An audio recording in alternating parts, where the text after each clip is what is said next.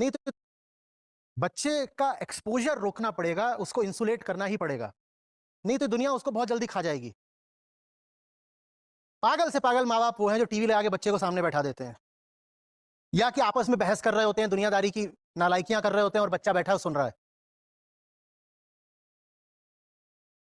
जब कभी मैं भी ये बातें सुन पाया, मुझ पे भी नकारात्मक प्रभाव पड़ा। पर जिन्होंने मेरी परवरिश की वो लगभग सभी लोग इस बात को लेके सजग थे कि इसके कुछ जाना नहीं चाहिए। कुछ था मतलब, लगभग एक प्रोजेक्ट की तरह उन्होंने मुझे पाला। और यही नहीं सिर्फ माँ-बाप, मेरे नाना भी।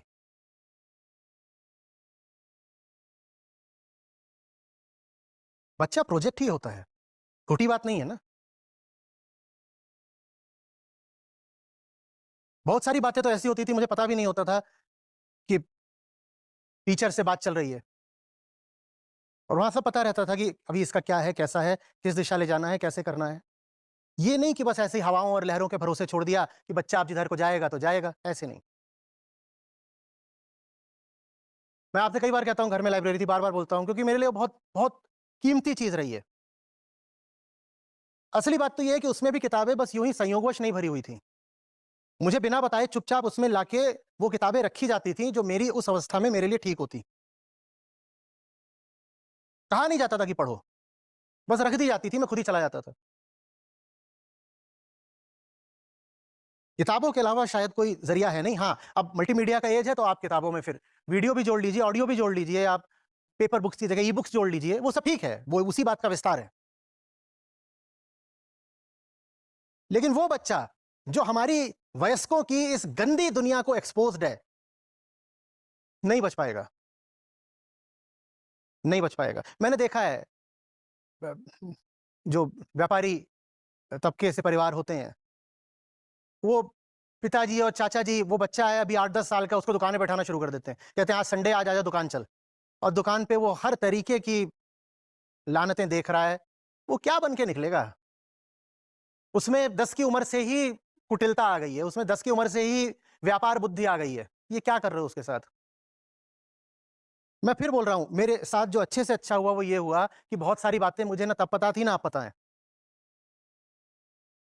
क्यों पता हूँ? और जब व्यर्थ की बातें नहीं पता होती, तो जगह खाली बचती है वो बातें पता करने की जो पता होनी चाहिए। सब मूर्खता की बातें ही पता हैं, उसी में तुम सोच रहे हो मैं बड़ा दुनियादार हो गया, मैं बहुत व्यवहार कुशल हो गया। मूर्खता की बातें जान के ही तो हम कहते हैं ना देखो कितना प्रैक्टिकल है। तो तुम्हारे लिए प्रैक्टिकलिटी का यही मतलब है कि देखो कितना छोटा-सा है लेकिन वो सब जानता है। बेटा सनी आंटी को बताना लास्ट वीडियो कब आया था? सनी लियोनी। वो तुरंत बता रहा है कि कौन से प्लेटफ़ॉर्म पे लास्ट वीडियो कब आया था, और उनकी सक्सेसर आंटी कौन है? और उसके बाद आप पूछ रहे हैं कि पहली दूसरी के बच्चों में भी सेक्सुअलिटी जागृत हो रही है, तो और नहीं होगी तो क्या होगी?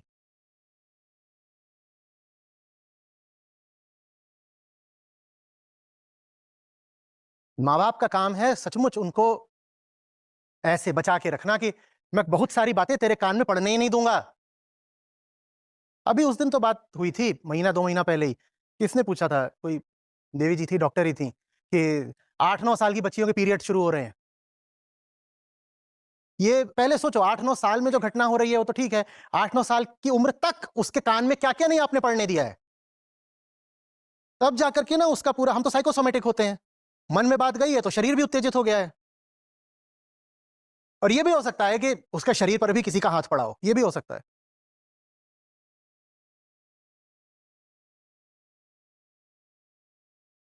बहुत बचाना पड़ता है।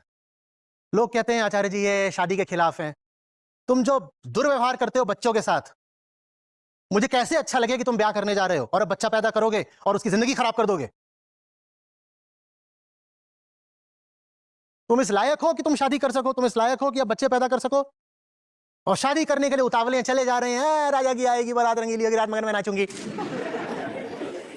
शादी हुई नहीं कि 8वें महीने पेट फुला के घूम रहे हो, वो पैदा हो गया है, चिबिल्ला, वो रो रहा है, पता नहीं कुछ। दुनिया में सबसे शोषित जाति यही तो है, बच्चा।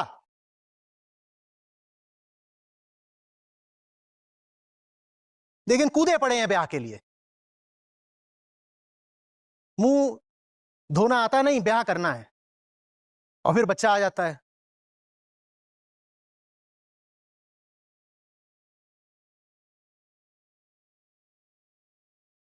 बच्चा बहुत जल्दी एडल्ट हो जाता है, बहुत जल्दी। आप एक बात बताओ, जब 13 साल से, अब तो 13 भी नहीं रहा, अब तो 10 ही साल है, अब तो ये सब भी आता है ना कि तीसरी क्लास की लड़की प्रेग्नेंट हो गई, 5वीं क्लास का उसका बॉयफ्रेंड था। जब प्रकृति आपको 10 साल की उम्र से ही सेक्सुअली कैपेबल बना देती है, तो जो बालपन है उसकी अवधि बची ही क्या? जिसको आप कहते हो कि अभी इसका बाल्यकाल चल रहा है, बचपना चल रहा है, वो तो बहुत छोटा होता है, औखट से बीतता है। और उस समय पर इमरजेंसी मेजर्स लेने होते हैं उसको बचाने के लिए। नहीं लोगे तो it's a tremendous project raising a kid. Raising humanity तो कुछ होता ही नहीं है। When you are raising a kid, that's when you are raising the entire humanity. लोग कहते हैं मानवता बदलनी है, मानवता ठीक करनी, मानवता नहीं। वो जो बच्चा है ना, एक बच्चा ठीक कर दो, मानवता अपने आप ठीक होगी। मानवता को बर्बाद करने की जिम्मेदार माँ बाप के अलावा और कौन है? और करनी है शादी तुरंत कूद के। मैं ये पूछना चाह रहा था कि आपने जो कहा वो समझ में आ रही है बात, लेकिन जो बच्चे हमारे स्कूल में 4-5 घंटा सिर्फ बिता रहे हैं, हमें सिर्फ वो 5 घंटे के लिए मिलते हैं। उस 5 घंटे के दौरान क्या हमारे पास कुछ भी नहीं है करने के लिए? इतना जो मैंने बताया वो किसको बताया फिर? किताबें जो बता रहा हूं किसके लिए बता रहा हूं? उस 5 घंटे में आपका जो भी करिकुलम वगैरह है उसको एक तरफ करिए। सबसे पहले उनको उनका एक्सपोजर दीजिए जो हीरोइक रहे हैं, जो जानने लायक लोग हैं। मैं क्या बता रहा हूं? बच्चे को फालतू की बातों का नहीं, ऊंची से ऊंची बातों का एक्सपोजर दीजिए। मन में नाम होते हैं, जो ऊंचे से ऊंचे नाम है वो उसके मन में मौजूद होने चाहिए। आपको अगर अपने बच्चे की चेतना की दशा जाननी है तो उससे कहिए 20 लोगों के नाम लिखो, और उन 20 लोगों में अगर वो इतिहास की महान विभूतियों के नाम नहीं लिख रहा है तो बच्चा बर्बाद हो रहा है। और 20 लोगों में अगर लिख रहा है रिंकू आंटी और फलाना चड्ढा और ये और वो, तो इसका मतलब गया गया। भाई ये जिन लोगों ने अपना पूरा जीवन आहुत कर दिया, किसके लिए कर दिया? हमारे लिए कर दिया ना। और हम सौभाग्यशाली हैं कि उनकी बातें हमें मिली हुई हैं। किस रूप में? वो उनके शरीर का खून है, वो उनके जीवन का सार है वो किताब। कृष्ण का मतलब ही होता है ट्रैक्शन, पुल। उसको सही दिशा में एक्सपोज करिए, फिर कुछ समय बाद वो खुद ही उस दिशा में बह निकलेगा। बताया है ना, मेरी आंखें ऐसे दर्द सूज जाती थी, और किताब होती थी, मैं उसको पढ़ रहा हूं, एम्बेसडर की लाइट जल रही है अंदर की, और मैं उसको पढ़े जा रहा हूं अंधेरे में, और गड्ढे भरी सड़क ऐसे ऐसे हिल रही है, लेकिन पढ़ रहा हूं और सर दर्द हो रहा है, फिर मुझे उल्टी होती थी घर आके, पर नहीं छोड़ पाता था किताब। उसका इतना आकर्षण होता है। उसकी जगह आप उसको वीडियो गेम दे रहे हो, वो वीडियो गेम में सुअर जाके चिड़ई मार रहा है, और बंदर ने जाकर के भालू के पिछवाड़े पे धौल जमा दिया। यही चल रहा है।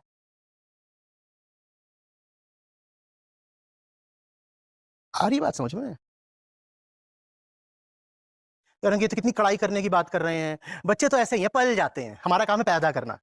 दादी बोलती थी ना, बेटा तुम पैदा करो, पाल तो वो देता है।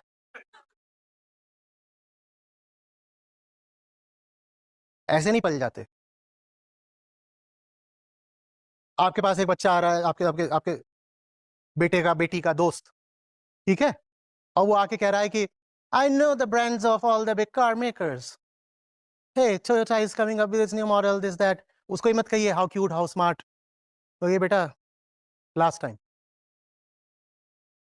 उसकी माँ को फोन मिलाई और बोली था दोबारा मत भेज देना। 5 साल का जो बच्चा ये करके बैठा हो कि मुझे तो सारे ऑटो मेकर्स के नाम और ये और वो पता है, वो आपके बच्चे के लिए अच्छी संगति नहीं हो सकता।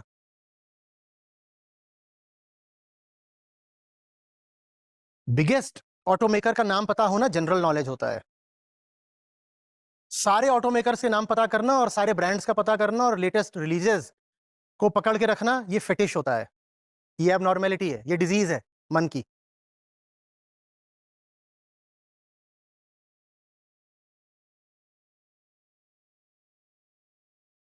और तब तो छोड़ देते हो कि वो दोनों अपना बैठे हुए हैं, टीटू और नीटू, और वो आपस में कुछ कर रहे हैं। अरे नहीं, बच्चे खेल रहे होंगे। अरे वो खेल गए, वो खेल रहे नहीं, वो खेल गए। फिर कहते हाय रब्बा, मैनू की पता था कि गुड टच बैड टच स्कूलों में चलता है ना, तो वो शरीर का नहीं होता, मन का ज्यादा होना चाहिए। मन पर जो बैड टच है उनसे रोको, और मन को गुड टच दो बहुत सारे।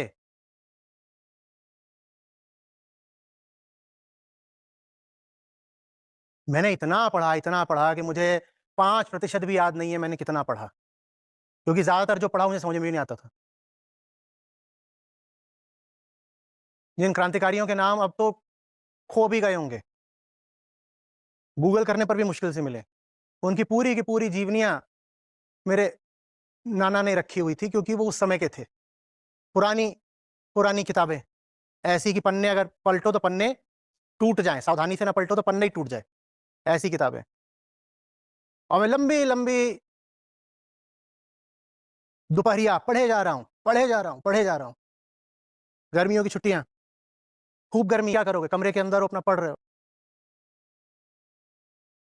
उसके बाद एक वितृष्णा जगती है, वैराग्य जगता है, दुनिया जैसी है उसके प्रति। आप देखते हो एक इंसान की ज़िंदगी को पढ़ते हो और आप उसके साथ हो, कई घंटों तक आप उसके साथ हो। उसके बाद आप किताब को रखते हो और अपने आस-पास की दुनिया को देखते हो। उससे आता है वैराग्य। आप कहते हो ये दुनिया अगर ऐसी है तो नहीं चाहिए। ये दुनिया वैसी क्यों नहीं हो सकती जैसा ये इंसान था? तब अनासक्ति आती है और तब आप प्रेम का भी सही अर्थ जान पाते हो।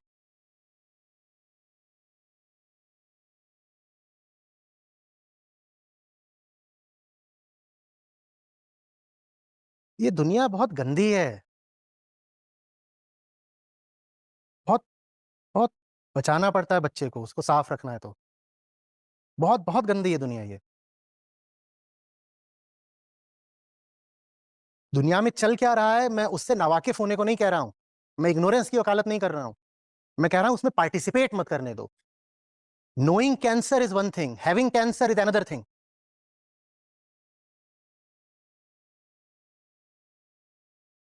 उसको पार्टिसिपेट मत करने दो ये सब जो चल रहा है।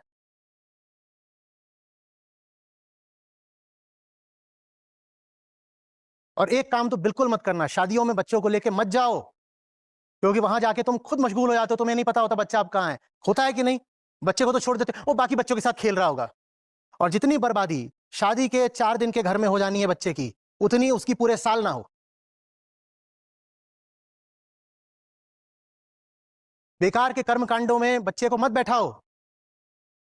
तुम्हारी रूढ़ियां, तुम्हारे अंधविश्वास, तुम्हें चलाने हैं तो चलाओ। बच्चे को क्यों उसमें घसीट रहे हो? नमस्ते सर, मैं दिल्ली से हूँ। मैं स्कूल के बच्चों के साथ काम करती हूँ। अब प्रॉब्लम मुझे सर ये महसूस हो, जगहें बदली, गाँव में जाके रही, शहर में वापस आई अपने बच्चों को लेके। उन तक तो मेरा कंट्रोल है, मैं उनको बुक्स दे रही हूँ, लेकिन अल्टीमेटली वो स्कूल जाते हैं। मैंने होम स्कूलिंग भी सर ट्राई किया, बट आपने कहा कि अ, अविद्या देनी भी ज़रूरी है, आप घर तक नहीं रख सकते। तो बाहर भेजना शुरू किया। मैं एज़ ए मदर जो कर सकती हूँ, उनकी टीचर्स के साथ कोऑर्डिनेट करके, बुक्स देख के, वो अपना रोल प्ले कर रही हूँ। अब नंबर 2 जो मैं बच्चों के साथ काम कर रही हूँ। लेकिन सर अभी तक जितने भी सेशन लिए मुझे यही यही दिखता है कि माहौल उनके घरों का अलग है। मैं जो एफर्ट डाल के शायद बहुत जल्दी देखने की कोशिश कर रही हूँ, मैं किस डायरेक्शन में जाऊँ मुझे समझ ही नहीं आ रहा, क्योंकि वो ऐसी फैमिली से बच्चे आते हैं, माहौल उनका खराब है, वो टीचर्स भी कहने लगे कि आप अपना एफर्ट वेस्ट कर रहे हो। बच्चे को ही अगर आपने ठीक निखार दिया तो वो जगत का प्रकाश बन जाता है। ये सोचना कि आप 50, 60 या 100 बच्चों के साथ बहुत कुछ यकायक कर लोगे, इसमें यही पता चलता है कि आप इस काम की गुरुता और महत्ता को कम आँक रहे हो। जब हमें कोई काम थोड़ा छोटा लगता है ना, तभी हम ये उम्मीद पालते हैं कि जल्दी पूरा हो जाएगा।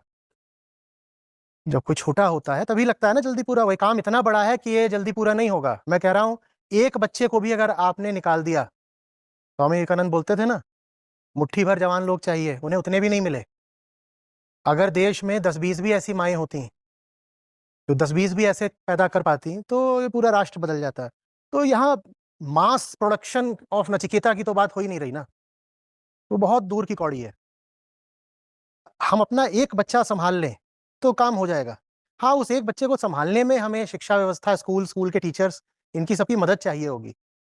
पर आपका जो, अगर आप माँ हैं, तो आपका जो ध्यान है, फ़ोकस है, वो 1-2 बच्चों पर होना चाहिए। और उन 1-2 बच्चों के लिए आप कहते हैं स्कूल जाते हैं तो डिस्ट्रैक्ट हो जाते हैं। स्कूल जा रहे हो तो टेक्स्ट बुक के लिए जा रहे हो, और टेक्स्ट बुक्स प्यारी होती हैं। जितना हम दुनिया भर के विविध तरीके के लिटरेचर से सीखते हैं, हुँ? जितना भी हमारा दुनिया भर का साहित्य है, उतना ही आपने अविद्या कहा, उतना ही हम स्कूली पाठ्यक्रम की किताबों से भी सीखते हैं।